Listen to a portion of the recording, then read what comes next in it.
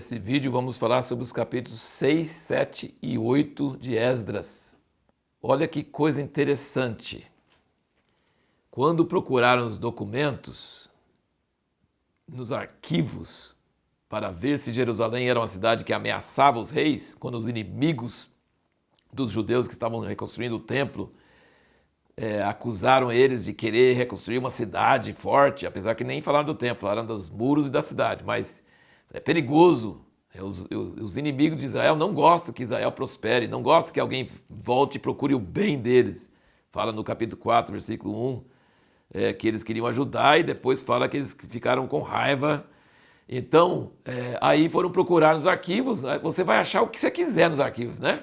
Então eles foram procurar acusação, procurar provas de que Jerusalém tinha sido uma cidade perigosa, forte e que era uma ameaça ao governo. E acharam, e mandaram parar a obra.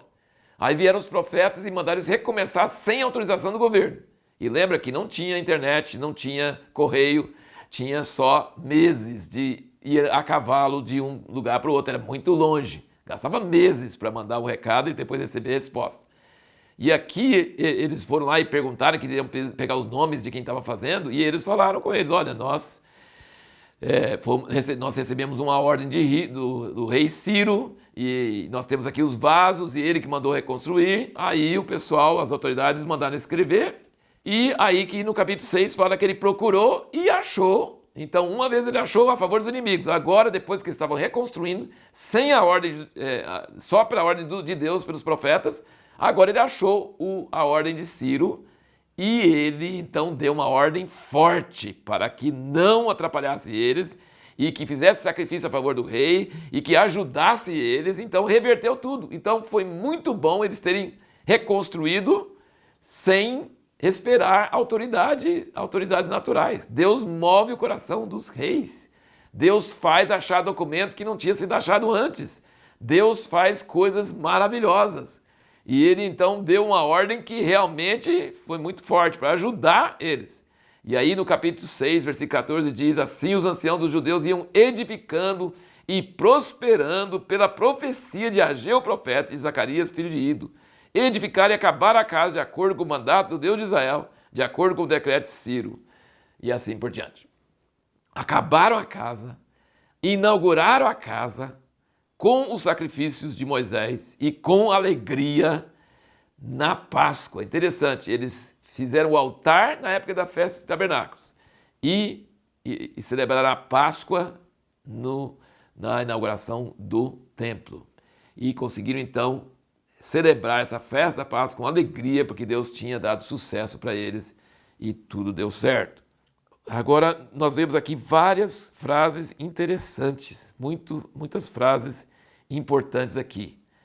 Ele fala várias vezes que Deus mora em Jerusalém. Jerusalém é um lugar que Deus escolheu. Ele tinha falado em Deuteronômio 12 que iria escolher um lugar.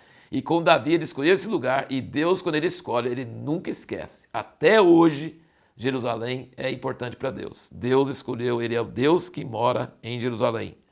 Outra frase repetida nesses capítulos é: a mão do Senhor estava sobre mim. Aqui Esdras está falando que agora Esdras vai sair de Babilônia para Israel e ele era um escriba muito ligado com a palavra. Você não pode separar Esdras da palavra, ele é um sacerdote, mas era uma pessoa ligadíssima com a palavra de Deus.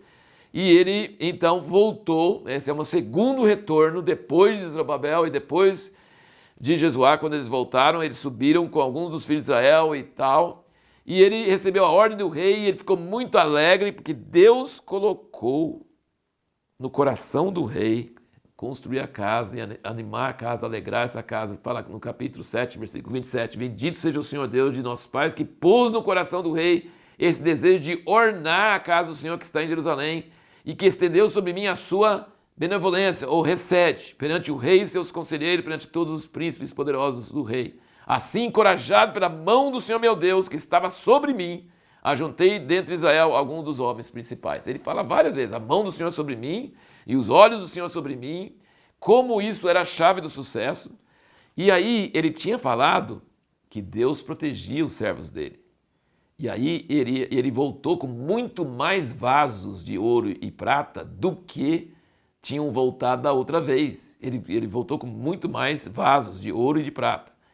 E aí o que aconteceu? Ele proclamou um jejum, porque ele ia passar 4 meses de viagem com aquele povo, com um monte de ouro e prata. E tinha muitos piratas e ladrões. Era inconcebível não ir com soldados. Mas ele disse que tinha vergonha de pedir, e ele tinha testificado que Deus podia proteger. Ele proclamou um jejum e ele foi. Eles chegaram em paz, chegaram tranquilos. Que testemunho, hein? Deus protegeu eles numa época muito perigosa. Ele tinha dito: a mão do nosso Deus é sobre todos os que eu busco para o bem deles. Mas o seu poder e a sua ira estão contra todos os que eu deixo. Isso é o versículo 22 e 23 do capítulo 8. Nós, pois, jejuamos e pedimos isso ao nosso Deus, e Ele atendeu às nossas orações. E a última coisa que eu quero comentar aqui é sobre o jeito que fala dos vasos, como contou e pesou tudo antes de sair da Babilônia, carregou, e quando chegou em Jerusalém, pesou e mediu e conferiu a lista direitinho com os sacerdotes lá em Jerusalém. Isso é um exemplo sobre como nós devemos administrar as finanças. Hoje, nós precisamos seguir esse exemplo de Esdras. Ele foi cuidadoso para vigiar, para pesar, para conferir na presença de testemunhas, para saber, falar no versículo 34, 8, tudo foi entregue por número e peso, e o peso de tudo foi registrado na ocasião. Nossa pergunta no último vídeo foi: por que tem oposição mesmo quando nós estamos dentro da vontade de Deus? Para nos levar a buscar a Deus, a depender de Deus, a ter necessidade dos profetas, a palavra dos profetas para nos ajudar. Então, só porque você está na vontade de Deus não quer dizer que você não vai ter oposição. A Bíblia é cheia de gente que estava fazendo a vontade de Deus e sofreu muita perseguição. Davi é um exemplo muito grande, e tem todos, né? José no Egito, tanta oposição, tanta dificuldade. O fato de você ter oposição e dificuldade não quer dizer que você está fora da vontade de Deus, não.